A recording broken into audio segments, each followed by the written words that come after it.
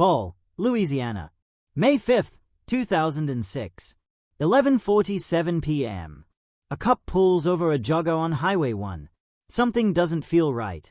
The guy's running at midnight in the middle of nowhere, wearing street clothes, looking way too calm for someone who just got stopped by police. The officer's name is Carl Bordelon. He's worked this area for 12 years. Knows every face, every truck, every regular. This guy. He's never seen him before. Evening, Officer Bordelon says. What are you doing out here so late? The jogger doesn't miss a beat. Just out for a run, officer. Trying to stay in shape. Where you from? I'm staying with a friend nearby. Name's Robert Jones. They talk for 13 minutes. The jogger is friendly, chatty, helpful. He's got an answer for everything. He's so smooth, so believable, that Officer Bordelon almost lets him go right there. But something still feels off. So Bordelon calls it in. Runs the name. Asks a few more questions. And here's the thing that'll blow your mind. The jogger standing on that highway at midnight is Richard Lee McNair, a convicted murderer who literally mailed himself out of a maximum security prison 36 hours earlier. There's a massive federal manhunt happening. His face is on every news station. The FBI has thrown everything at finding him. And he's standing there, cool as ice, convincing a cop he's just some guy named Robert out for a midnight jog. Let's back up because Richard McNair isn't your typical criminal. He's something else entirely. Born in 1958 in Minot, North Dakota, Richard had a normal childhood by most accounts. Smart kid. Quiet. Didn't cause trouble. His IQ tested around 118, above average, but not genius level. What he had was something you can't measure on a test, an almost supernatural ability to stay calm under pressure. In 1987, everything changed. Richard was 29, working odd jobs, struggling with drug addiction. During a botched burglary in North Dakota, he shot and killed a grain truck driver named Jerry Thies. The crime was senseless, brutal. Richard got life without parole. Most guys, that's the end of the story. Life in a cage until you die. But Richard, he saw that life sentence as a challenge. And over the next 19 years, he'd escape from prison not once, not twice, but 3 different times. Each escape more audacious than the last. By the time he mailed himself out of Louisiana State Penitentiary in 2006, he'd already earned a reputation as the most slippery inmate in the American prison system. Corrections officers called him Houdini. The FBI called him a master manipulator. Richard just called it survival. Hit that subscribe button right now because what Richard did to escape that 3rd time is so insane, you won't believe it's real. Richard's first escape happened barely a year into his sentence. It's 1988. He's being transported from the North Dakota State Penitentiary to a court hearing. He's handcuffed in the back of a transport van, with 2 other inmates and 2 guards up front. Richard had been planning this for weeks. He'd stolen a tube of lip balm from the prison commissary and hidden it in his sock. During the drive, while the guards chatted up front, Richard quietly applied the lip balm to his wrists, coating his hands and the cuffs with a thick, slippery layer. Then he just slipped out. The handcuffs fell right off. He waited until they hit a stoplight in Minot. The second the van slowed down, Richard kicked open the back door and bolted into traffic. Ran across 4 lanes of moving cars like he was playing real-life Frogger. The guards didn't even realize what happened for 10 seconds. Richard made it 6 blocks before they caught him. 6 blocks of freedom after 1 year in a cage. Most people would have given up after that. Taken the extra charges. Done their time quietly. Not Richard. That escape taught him something important. The system had weaknesses. You just had to find them. After the lip balm escape, Richard got transferred to a higher security facility and hit with extra charges. Escape attempt, assaulting an officer, the works. They added years to his sentence. But honestly, Richard was never getting out legally anyway. What's a few extra years on top of life without parole? So he started planning again. This time, bigger. Richard spent 4 years studying the North Dakota State Penitentiary. Guard rotations, architectural blueprints he memorized from library books, ventilation systems, weak points. He worked out obsessively, got his body fat down to almost nothing so he could fit through tight spaces, did yoga to increase flexibility, taught himself lockpicking from a book, practiced holding his breath underwater in the prison pool for minutes at a time. Other inmates thought he was crazy. "You already tried once," they'd say. "They are watching you now. You'll never make it." Richard would just smile. "They are always watching. You just gotta move when they blink." By 1992, he was ready. March 1992. Richard's working in the prison woodshop, a privilege he earned through years of good behavior. Being a model prisoner, never causing trouble. All an act, obviously, but it worked. The woodshop had a ventilation shaft in the ceiling. Richard had measured it weeks earlier during a bathroom break. 14 inches by 18 inches. Barely big enough for a full-grown man, but Richard had starved himself down to 140 pounds on a 6-foot frame. He could fit. On March 5th, during the evening shift, Richard told the guard he needed to use the bathroom. The guard nodded. Richard never caused problems, so why watch him? Richard went to the bathroom, climbed onto the toilet, pushed open the ventilation grate, and squeezed himself into a space that most people couldn't fit a backpack through. He crawled through 300 feet of ductwork. His shoulders scraped metal the whole way. His ribs compressed. At one point, he got stuck and had to exhale completely just to move forward another inch. It took him 40 minutes to reach the roof. When he finally emerged into the cold North Dakota night, Richard was bleeding from a dozen cuts, covered in dust and insulation, barely able to breathe. And he'd never felt more alive. Richard made it 10 hours. That's it. 10 hours of freedom before they caught him hiding in a grain silo 15 miles from the prison. But here's what's wild. Richard wasn't upset about getting caught. He was taking notes.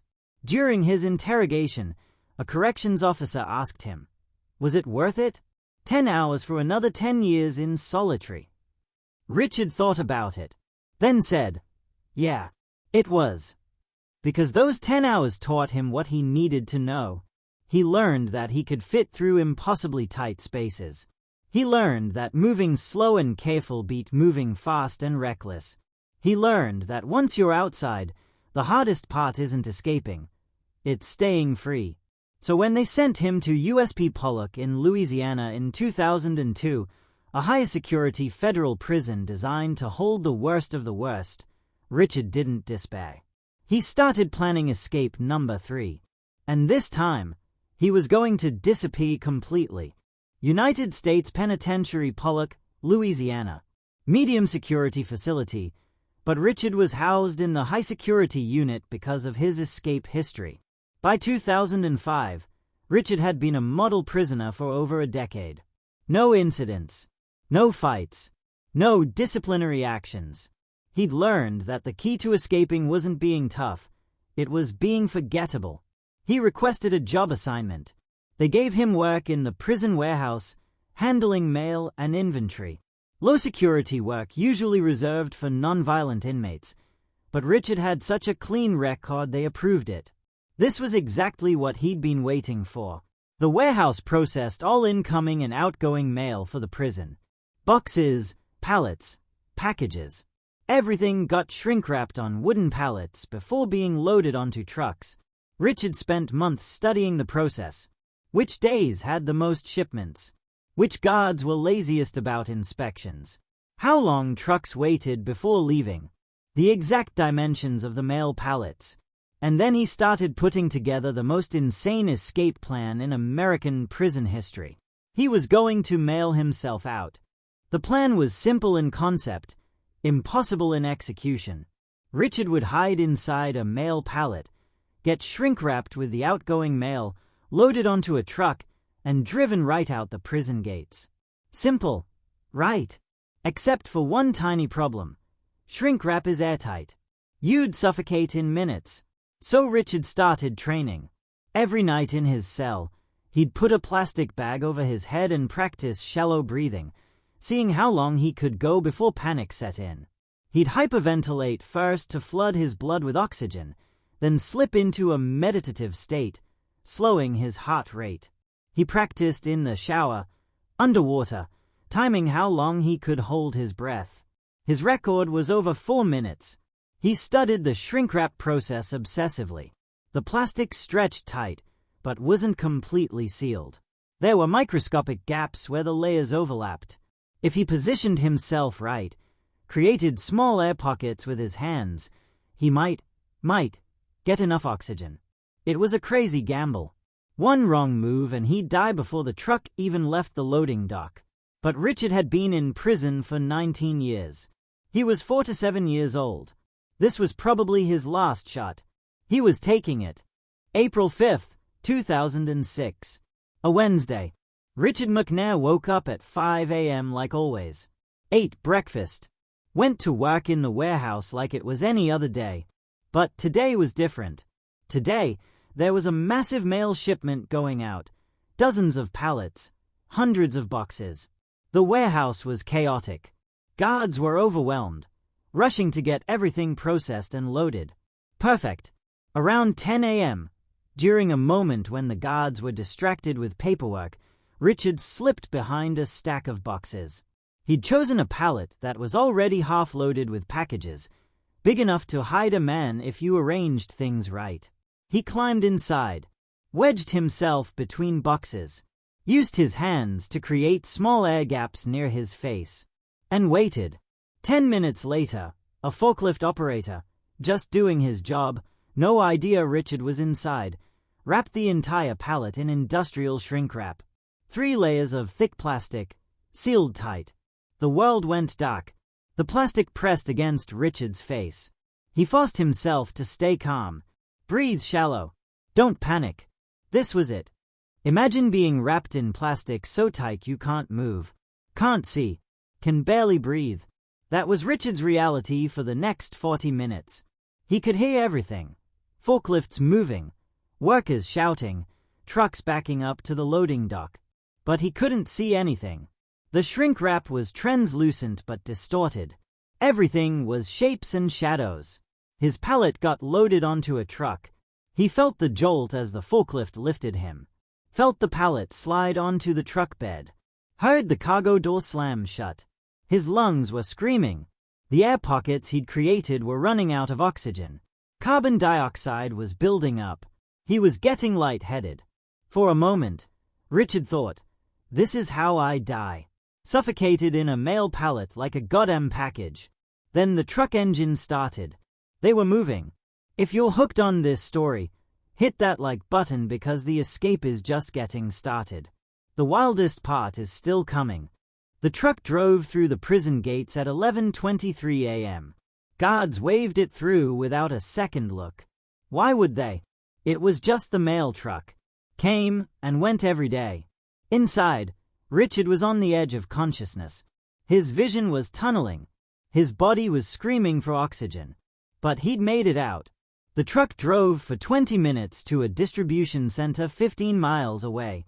When it finally stopped and the cargo door opened, Richard heard workers start unloading pallets. He waited until his pallet hit the ground. Waited for the workers to move away. Then, using a small blade he'd hidden in his sock, he cut through the shrink wrap from the inside. The plastic split. Fresh air hit his face like a drug. Richard gasped, sucking in oxygen, his whole body shaking. He'd done it. He'd actually done it. He waited until the workers went on lunch break. Then he climbed out of the pallet, covered in sweat and plastic residue, looking like a man who'd just been born, and walked right out of the distribution center like he owned the place. Nobody stopped him. Nobody even looked twice. Richard Lee McNair was free. Richard had no money, no ID, no plan beyond get as far away as possible. But he had something more valuable, experience. He walked to a nearby Walmart, went into the bathroom, and cleaned himself up. Stole a baseball cap and sunglasses from the store. Changed his appearance just enough to not match his prison photos. Then he started walking north. Just walking. Staying off main roads. Moving through farmland and small towns where nobody paid attention to drifters. He slept in a barn that first night. Ate from a dumpster behind a restaurant. It wasn't glamorous, but it was freedom. Meanwhile, back at USP Pollock, it took them 6 hours to realize Richard was missing. By the time they figured out he'd escaped in the mail, he was already 50 miles away. The FBI launched a massive manhunt. Roadblocks, helicopters, alerts to every law enforcement agency in Louisiana, Mississippi, and Texas. But they were looking for a desperate fugitive. A man running scared. Richard wasn't running scared. He was walking, calm and invisible, like he had every right to be there. That's what made him so dangerous. By the second day, Richard had made it to Mississippi. He broke into a hunting cabin, found some cash and a change of clothes. Left everything else untouched. He wasn't a thief, he was a survivor. He started forming a plan.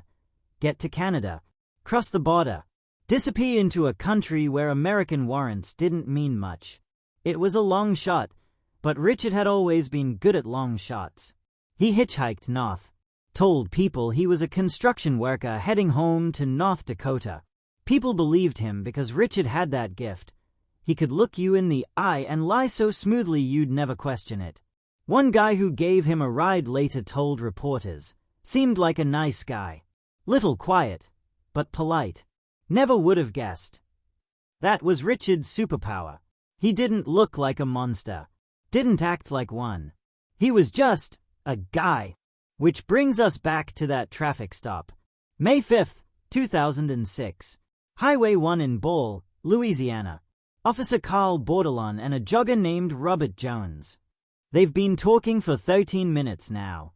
Bordelon's suspicion is growing. Something about this guy's story doesn't add up. You said you're staying with a friend. Bordelon asks. Yeah, just passing through. What's your friend's name? Richard doesn't hesitate. Jimmy Spring. Lives about 2 miles up the road. Bordelon radios it in. Dispatch comes back. No record of a Jimmy Spring in that area. That's when things get tense. Sir, I'm gonna need you to wait here while we verify some information. Richard knows he's in trouble. The smart move is to run. Bolt into the woods. Take his chances. But Richard doesn't run. Because running makes you look guilty. And Richard's whole strategy is to never look guilty. So he stands there, calm, helpful, answering every question with that same easy confidence. The dashcam caught everything. You can watch it on YouTube right now. 13 minutes of a fugitive talking his way through a police interrogation. It's honestly incredible. Bordelon asks, where are you employed? Richard, I do construction work. Freelance stuff mostly. You got any ID on you? No, sir. Just out for a run. Didn't think I'd need it. You're sweating pretty heavy. Yes, sir. Been running about 5 miles. Every answer is reasonable. Every explanation makes sense. Richard maintains eye contact. Doesn't fidget. Doesn't show any signs of nervousness. At one point, Bordelon asks him to sit on the ground. It's a compliance test. See if he'll follow orders. Richard sits immediately. No hesitation. No attitude. But here's where it gets really good. Another cop arrives as backup. Now Richard's dealing with 2 officers, both suspicious, both asking questions. And Richard just keeps talking. Friendly, open, cooperative. He's so good that one of the cops actually starts to believe him. But Richard made one mistake. One tiny slip. When asked where he was from, Richard said he was from the area. Local guy. But his accent was wrong. North Dakota flat. Not Louisiana drawl. Bordelon caught it. Then dispatch comes back with more information. We got a federal fugitive alert out of Louisiana State Pen. Escaped 2 days ago. White male, 40s. 6 feet tall. 140 pounds. Name, Richard Lee McNair. Bordelon looks at the jogger, looks at the description. It's a match. Say, I need you to turn around and put your hands behind your back. Richard knows it's over. But even now, even caught red-handed, he doesn't panic. He just smiles, turns around, puts his hands out. Guess you got me, he says. No anger, no desperation, just acceptance. Because here's the thing about Richard.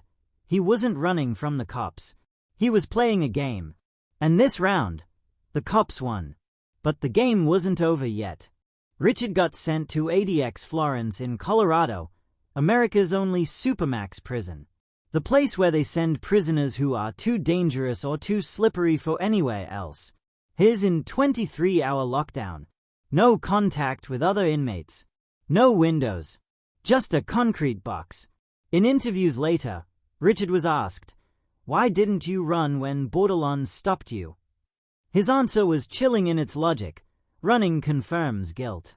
Talking creates doubt. I gave myself a 50-50 chance talking. Running was 0%. He almost pulled it off too. If his accent had been right, if dispatch had been slower, if Bordelon had been less observant, Richard would have walked away from that traffic stop. And here's what's even crazier. Richard doesn't regret the escapes. Any of them. I got 10 hours in 1992, he said in a 2018 interview. 36 hours in 2006. That's 4 to 6 hours of freedom I wouldn't have had otherwise. Some people never get that. ADX Florence was specifically designed for people like Richard McNair. The cell is 7 by 12 feet. Concrete bed. Concrete desk. Concrete stool. One window. 4 inches wide. Positioned so you can only see sky, never ground. Meals come through a slot. Showers are 3 times a week, 5 minutes each, in a separate concrete stall. Recreation is 1 hour a day in a concrete cage slightly bigger than the cell. No equipment. No interaction. It's called a clean version of hell. Richard has been there since 2006, 19 years now. He's 66 years old. He'll die there. But here's what the guards say. Richard's still the calmest inmate in the facility. Never complains. Never acts out. Just reads, exercises, and waits. Because that's what Richard does. He waits. Dr. Robert Johnson, a criminologist who studied Richard's case, said something interesting. McNair isn't escaping prison. He's escaping death. Think about it. Life without parole is a death sentence in slow motion. Every day is the same. No hope. No future. Just waiting to die. Richard's escapes weren't about freedom in the traditional sense. They were about proving he was still alive, still human, still capable of controlling his own fate, even for a few hours. When you're serving life, time stops meaning anything, Richard said in a letter to a journalist. The escapes made time real again. Even if it was just for a day, I was living instead of existing. That's the part most people don't understand. Richard didn't escape because he thought he'd never get caught. He escaped because those brief moments of freedom were worth the consequences. To him, 4 to 6 hours of running was worth decades in solitary. Most of us can't comprehend that math. But for someone facing forever in a cage, it makes perfect sense. Richard's escapes made him famous in prison culture. Other inmates study his methods, write to him asking for advice. He's become a folk hero in a weird way. There are YouTube videos analyzing his dashcam footage, Reddit threads breaking down his techniques, true crime podcasts dedicated to his story. The shrink-wrap escape is considered one of the most creative prison breaks in history. The fact that he nearly talked his way past police is taught in law enforcement training as an example of how criminals can manipulate during traffic stops. Richard's case file is studied by prison designers trying to figure out how to build facilities that can hold the next Richard McNair. Because here's the scary thing. Richard wasn't the biggest, strongest, or smartest inmate. He was just the most patient, the most observant, The most willing to risk everything for a chance. And that's a type of prisoner that's almost impossible to contain. Cell 102, ADX Florence, Colorado. February 2025. Richard Lee McNair is 66 years old. He's been in solitary confinement for 19 years. He'll never see the outside world again. He spends his days reading, writing letters to journalists and true crime authors, exercising in his cell. He's in remarkable physical shape for a man his age, still doing hundreds of push-ups and sit-ups daily. In recent letters, Richard's tone has changed. There's a reflectiveness that wasn't there before. "I don't regret the escapes," he wrote in 2023. "But I regret what I did to get here in the first place. Jerry Thies didn't deserve to die. His family didn't deserve that pain. The escapes were about me trying to escape that guilt as much as the prison." It's the closest Richard has ever come to showing remorse. His case comes up for review every few years. Each time, the decision is the same: too dangerous to ever release. Too intelligent. Too capable. Richard Lee McNair will die in ADX Florence. But his legend, that'll outlive him. Richard Lee McNair mailed himself out of prison, nearly talked his way past police, and became one of the most famous escape artists in American criminal history. He proved that the human spirit, even in the worst of us, refuses to be contained. That intelligence, patience, and sheer will can overcome almost any obstacle. But here's what the story doesn't tell you unless you look close. Richard is still in prison, still in solitary, still serving life without parole. Those 4 to 6 hours of freedom cost him decades in the worst conditions the American prison system can create. Jerry Thies is still dead. His family still grieves. And Richard, brilliant, patient, unbreakable Richard, spends 23 hours a day in a 7x12 concrete box, knowing he'll never escape again. Was it worth it? Richard would say yes. The escapes gave him something to hold on to, made him feel alive when the system tried to erase him. But from the outside looking in, it's hard not to see the tragedy. A man so smart, so capable, who could have done anything with his life, and he used all that potential trying to escape the consequences of one terrible choice he made at 29. Cell 102 still has a light on tonight in ADX Florence. Richard's probably reading, or exercising, or planning an escape he knows will never happen. Because that's what he does. That's who he is. The prisoner who mailed himself to freedom and almost got away with it. Almost.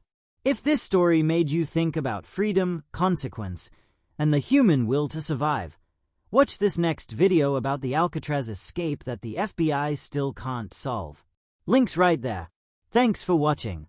And remember, sometimes the most brilliant minds end up in the smallest cages.